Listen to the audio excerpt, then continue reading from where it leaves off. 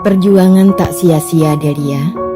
Penulis Tuti Nonka, narator Hanifah Abu Marzuki.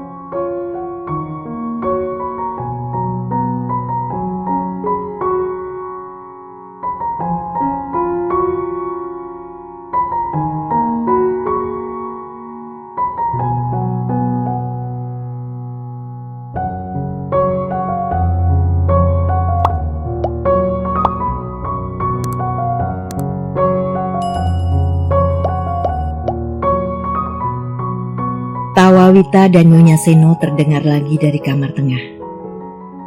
Delia meninggalkan meja belajarnya, ingin tahu apa yang sedang mereka tertawakan. Nyonya Seno dan Wita duduk di depan TV, tertawa tiap kali melihat mimik muka Bagio yang pilon. Delia duduk di samping ibunya, ikut nonton. Tapi dia hanya kebagian buntutnya saja, sebab 5 menit kemudian wajah Bagio di layar TV berganti dengan wajah Sri Mariati setengah badan. "Kapan kamu ujian, Del?" Wita melonjorkan kakinya di kursi panjang. Badut yang sejak tadi mengusap-usapkan kepalanya ke kaki Wita segera melompat dan dengan manjanya melingkar di pangkuan Wita. Kucing kecil itu ditemukan Delia 2 bulan yang lalu di kebun. Sakit dan kelaparan. Setelah 2 bulan dipelihara dan diberi makan banyak-banyak, tiba-tiba dia menjelma menjadi kucing yang gemuk dan amat manis. Tanggal 21, besok sudah mulai libur, hari tenang. Ujian sih beres, Mbak. Tapi tes masuknya itu yang aku ngeri. Bimbingan tes mahal sekarang. Di Atom Club katanya sebulan 25.000. Ibu ada anggaran tidak untuk ikut bimbingan tes, Bu? Delia menoleh kepada ibunya. "Kalau nggak ikut aja kenapa sih?" sahut Wita. "Tapi itu perlu untuk mempersiapkan diri, Mbak. Kita latihan mengerjakan soal, cari tambahan pelajaran yang mungkin belum kita dapat di SMA. Tapi kalau ibu tidak ada anggaran..." Delia menatap ibunya. Tidak ikut pun tidak apa. Orang zaman sekarang seenaknya saja cari uang, kata Wita seolah tidak mendengar sanggahan Delia barusan. Apa sih sebenarnya bimbingan tes itu? Apa bisa dijamin seorang anak yang ikut bimbingan tes pasti lulus tes masuk universitas? Coba saja pikirkan. Bimbingan tes sekarang ini sudah seperti jamur saja. Di mana-mana bimbingan tes. Dan mereka saling berlomba menarik pengikut dengan pengumuman di radio lah, spanduk lah, iklan di koran lah. Itu sebenarnya bisnis yang terselubung. PT tanpa akte notaris. Misalkan saja satu orang peserta ditarik 20.000 untuk 1 bulan bimbingan. Kalau pesertanya berjumlah 100 orang saja, sudah berapa? Oke lah, itu memang cara yang halal untuk mencari uang. Setidak-tidaknya lebih baik daripada merampok atau memeras orang. Tapi apa akibatnya bagi anak-anak? Mereka memompakan anggapan pada diri anak-anak bahwa tanpa ikut bimbingan tes, mereka belum siap masuk universitas. Mereka menghilangkan kepercayaan para pelajar pada kemampuan diri mereka sendiri. Seolah-olah ilmu yang mereka peroleh selama 3 tahun di SMA itu tidak ada artinya tanpa bimbingan tes yang cuma 3 bulan, sebulan atau malah hanya seminggu. Dan pelaksana bimbingan tes tidak bodoh. Mereka cari tentor yang pandai, yang tahu macam apa soal yang kira-kira akan keluar pada tes masuk universitas. Sehingga anak-anak tidak merasa ditipu. Tapi itu menciptakan sikap menghafal soal pada diri pelajar. Bukan memahami betul apa yang mereka pelajari. Menurutku, dasar yang penting adalah 3 tahun di SMA itulah. Bukan bimbingan tes sebulan 2 bulan, apalagi cuma seminggu. Materi yang diberikan pada bimbingan tes pun toh cuma mengulang pelajaran SMA. Tapi tidak semua bimbingan tes komersil loh Mbak. Ada yang malah sama sekali nggak narik uang. Kalaupun pakai bayar, tapi murah sekali. Misalnya bimbingan tes yang diadakan HMI atau GMNI atau PMKRI atau yang lain. Pintas Delia memenggal.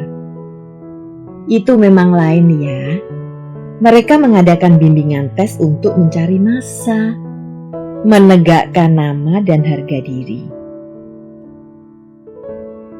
Dan biasanya bimbingan tes yang mereka adakan tidak lama. Paling banter 2 minggu atau malah kadang-kadang cuma 3-4 hari. Apa artinya 3 hari dibanding 3 tahun di SMA? Delia menggembungkan pipinya. Diliukkannya tubuhnya ke kanan kiri. Seperti disengat lebah, tiba-tiba diturunkannya kakinya dan pergi ke lemari kecil di sudut. Tadi Bu Mirta kesini Bu, antar undangan. Mbak Tantri mau kawin.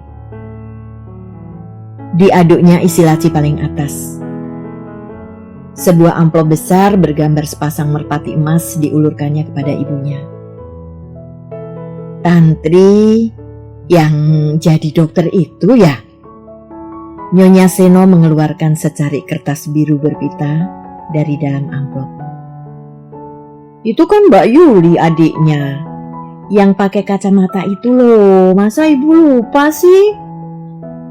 Oh ya, Ibu Delia menepuk keningnya. Dulu teman sekolah Wita kan? Kakak kelas, Wita membetulkan. Kapan Del? Minggu besok. Kasihan Mbak Tantri loh, kawin paksa sih. Heran. Zaman satelit angkasa begini kok masih ada juga yang begitu? Anak-anak Bu Mirta semua memang dijodohkan orang tua ya Mbak? Katanya Mbak Yuli sudah dijodohkan juga. Kalian anak-anak memang selalu rewel. Orang tua menjodohkan toh tidak sembarangan. Mesti sudah dipilih yang baik, yang sekiranya sesuai derajat maupun sifatnya. Pernah aku mencarikan jodoh yang jelek, Wita? Delia menggigit bibir, merasakan suasana mulai tidak enak. Ibunya selalu mudah uring-uringan kalau bicara soal perkawinan. Ya, memang tidak. Tapi masalahnya bukan jelek atau tidak, Bu. Masalahnya adalah hati, sahut Wita pelan. Kau mungkin memang tidak senang sekarang. Tapi coba besok kalau sudah serumah. Akhirnya akan senang juga. Kau lihat, perkawinan mereka baik, rukun, anak-anak sehat, sekolah maju. Jangan terlalu idealis, Wit. Kau tidak akan memperoleh apa-apa nanti. Belum tentu, Bu. Wita tampak tidak senang mendengar celaan ibunya. Kita toh hanya melihat dari luarnya saja. Batinnya apa kita tahu? Mbak Nani sering lari padaku kalau sedang pepat pikiran. Ibu gak tahu kan kalau suaminya sering kasar tangan? Kalau Mbak Nani selalu diberi uang yang mepet untuk kebutuhan rumah tangga, sementara suaminya sendiri bersenang-senang di luaran. Ibu tidak tahu kan kalau Mas Harto itu tidak pernah mau mendengarkan pendapat istrinya? Ibu jangan menilai kebahagiaan dari luarnya saja. Mentang-mentang punya suami, punya anak banyak, punya harta. Kebahagiaan itu ada dalam hati, Bu. Kebahagiaan itu milik pribadi, bukan menurut apa yang dianggap baik oleh umum. Tapi kau jangan lupa bahwa kita hidup dalam masyarakat. Apalagi dalam masyarakat kita di mana hubungan yang satu dengan yang lainnya masih begitu erat. Masyarakat kita menganggap perkawinan mutlak diperlukan setiap orang. Kalau kau ingin hidup bermasyarakat dengan baik, ingin dihargai masyarakat, turutilah kebiasaan masyarakat. Kita tidak dapat ingkar, masyarakat menempatkan seorang wanita yang tidak pernah menikah dan seorang nyonya pada tempat yang berbeda. Lagi pula Wita, bagaimanapun juga, seorang wanita lebih baik hidup bersama seorang pria daripada sendirian. Itu sudah menjadi naluri setiap orang, sudah ditakdirkan Tuhan demikian. Jadi aku harus kawin demi masyarakat, pikir Wita pahit. Ya, masyarakat kadang-kadang begitu kejam. Mereka memperlakukan seorang manusia sesuai dengan kemauan mereka sendiri. Dan orang seringkali terpaksa menindas dirinya supaya selaras dengan kehidupan di sekitarnya. Kalau ada sebagian orang yang tidak mengikatkan dirinya dengan peraturan-peraturan normal masyarakat, barangkali hanya senimanlah mereka itu. Seniman, orang yang selalu bebas, orang yang mengagungkan kata hati, tetapi jauh dari pergaulan masyarakat umum. Bukannya aku tidak mau kawin, Bu. Akhirnya Wita membuka suara. Nah, Nyonya Seno memotong.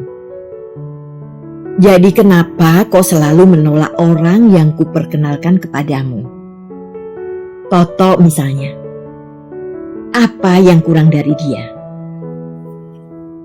Wita, ingatlah umurmu. Umur penting untuk seorang wanita. Sebab umur langsung berpengaruh dalam hidup kita para wanita. Semakin banyak umur seorang gadis, semakin banyak tantangan untuk memulai sebuah rumah tangga. Begini Bu, kau akan mengatakan belum cocok lagi, bukan? Percayalah Wita, cinta itu timbul nanti sesudah kalian merasakan hidup bersama-sama. Juga kalau kau mencintai ibumu ini, turutilah kata-kataku ya nak. Aku sudah tua, jangan kau tambah lagi bebanku. Diam-diam Delia berdiri dan pergi ke kamarnya. Disandarkannya tubuh di kursi belajarnya. Ditutupnya buku matematika yang semula terbentang di atas meja. Konsentrasinya buyar sudah. Tidak mungkin lagi untuk belajar. Percakapan ibunya dengan Wita terus melingkar-lingkar di kepalanya, membuatnya susah bernafas. Ibunya benar. Tapi Wita juga tidak bisa disalahkan. Yang akan kawin, yang akan merasakan pahit manisnya hidup adalah Wita. Jadi, dialah yang berhak menentukan pilihan. Delia bingung, takut. Dia tidak mau mengalami jalan hidup seperti kakaknya. Dia ingin menikah pada umur yang wajar. Dia tidak ingin sebutan perawan tua sempat mampir pada dirinya. Delia ingat pria yang memasang data-data dirinya di koran mingguan yang dibacanya di rumah Yuda. Terdorong oleh rasa bingung, maka dia lupa pada keangkuhannya. Lupa pada harga diri yang selama ini digenggamnya erat-erat. Biarlah. Siapa tahu pria itu ganteng serta berkepribadian seperti yang diidamkannya. Siapa tahu pria itu memang dikirim Tuhan untuknya dengan cara demikian. Delia menarik kertas suratnya dari tumpukan buku-buku. Diambilnya pulpen, lalu menulis untuk pria yang belum dikenalnya itu. Ujian akhir SMA sudah selesai dijalani Delia. Semua berjalan dengan selamat. Memang tidak semua soal dapat dijawabnya dengan tepat. Tapi untuk sekedar memperoleh nilai 8 saja, dapatlah diharapkannya. Pengumuman ujian masih seminggu lagi. Delia menghabiskan waktunya untuk berkumpul dan merintang-rintang hari bersama teman-temannya yang sebentar lagi mungkin sudah cerai-berai menuruti jalan hidup masing-masing. Pagi itu Delia pergi ke rumah Yuda. Ditemukannya Ita sedang sibuk menyiapkan perlengkapan bayinya yang sebentar lagi akan hadir. Wajah calon ibu itu berseri-seri, tampak semakin cantik meskipun bentuk tubuhnya rusak berat oleh perutnya yang buncit. Mata Delia yang jeli segera melihat adanya hiasan dinding baru di kamar tidur kakaknya. Sebuah lukisan seorang bayi mungil yang cantik. "Lukisan siapa, Mbak?" Delia menunjuk lukisan itu pada Ita. Yang ditanya menoleh, tersenyum. "Lukisan Risa, katanya itu lukisan calon anakku," jawabnya. "Loh, kan bayinya belum lahir. Mana tahu wajahnya kayak begitu?" Delia keheranan. "Itulah, dia cuma mengira-ira saja. Memadukan wajahku dengan wajah Mas Yuda." Delia tertawa. Ini dia profesi baru. Meramal bayi yang belum lahir. Iya, siapa tahu prospeknya di masa depan cukup baik. Pikirnya setengah geli. "Oh ya, siapa sih? Itu Risa?"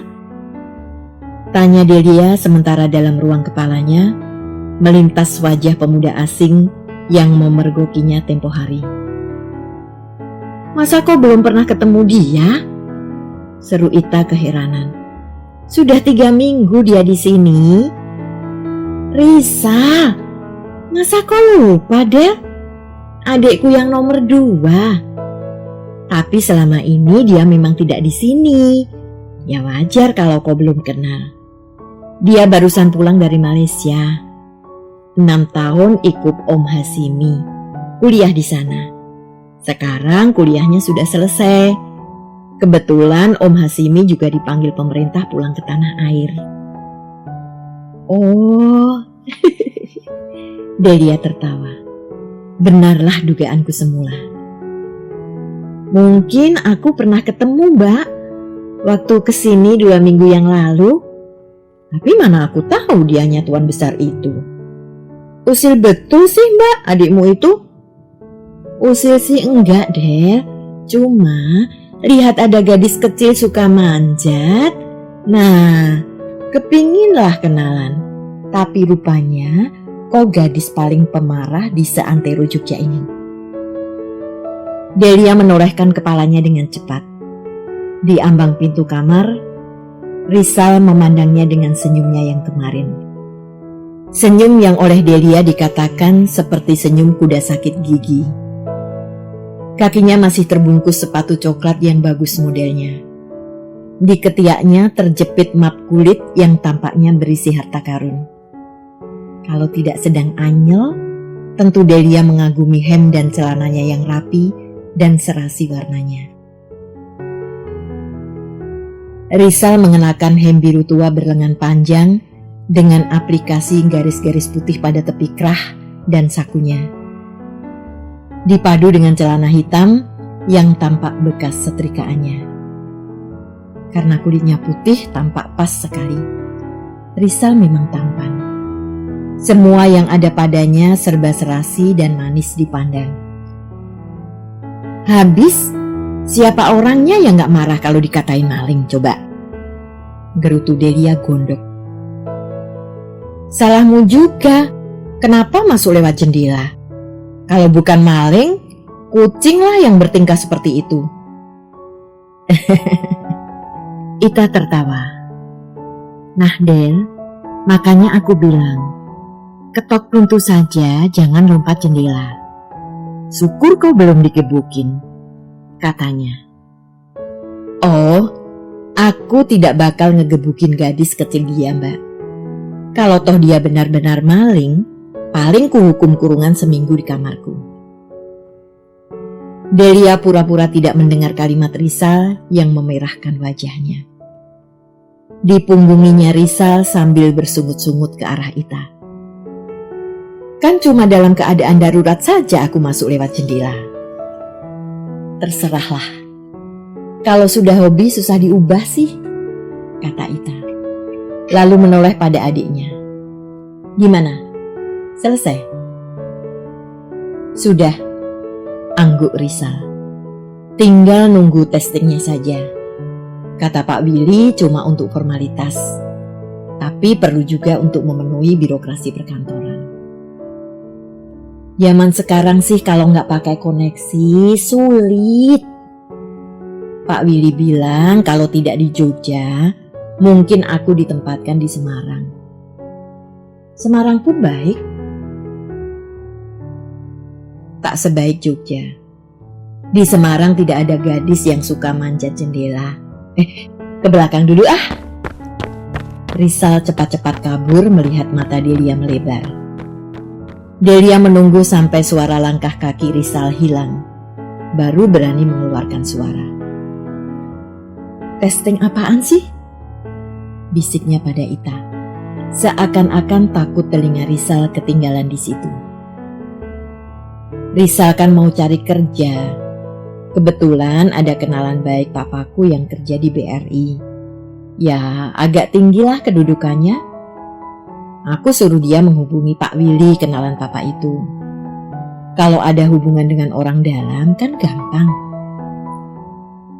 Mendadak instrumental Paul Mauriat yang sejak tadi berkumandang berhenti. Sebentar kemudian terdengar tiupan seruling meliuk-liuk, petikan gitar yang menyentak, dan suara penyanyi pria yang berat.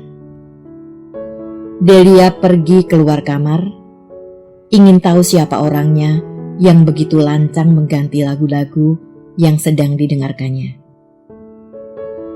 Rizal berdiri di samping tape, mengetukkan jari-jarinya pada meja mengikuti irama gitar. Jadi begitu caranya mengganti kaset ya? Tidak minta izin dulu sama yang mutar duluan? Tegurnya sarkastik. Oh, Rizal menoleh dengan cepat. Maaf, tidak tahu sedang kau dengarkan. Tapi rasanya kau tidak perlu ngamuk begitu, Delia. Dimatikannya kaset yang baru saja dipasangnya dan diganti dengan Paul Mauriat lagi. Lalu dia bersenandung pelan. Delia sempat menangkap lirik yang diucapkannya. Seperti satu meriam kau meledak, 1000 petir adakah berarti? Kalau laras-laras sudah berbalik, apalagi kau tunggu saudara? Ayo, nyalakan api hatimu, 1000 letupan pecah suara. Kusambut dengan satu kata, merdeka.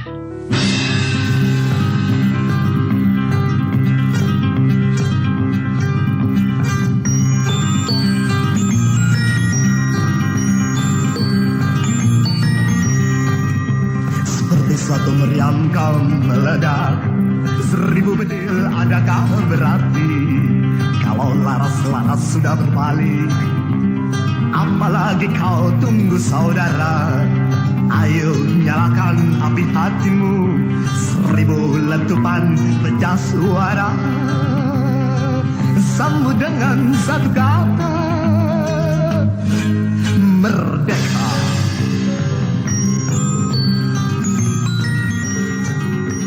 Delia merasa aneh. Pada saat semua orang bertravolta atau berdangdut, Rizal menyanyikan lagu tentang kemerdekaan yang begitu bersemangat.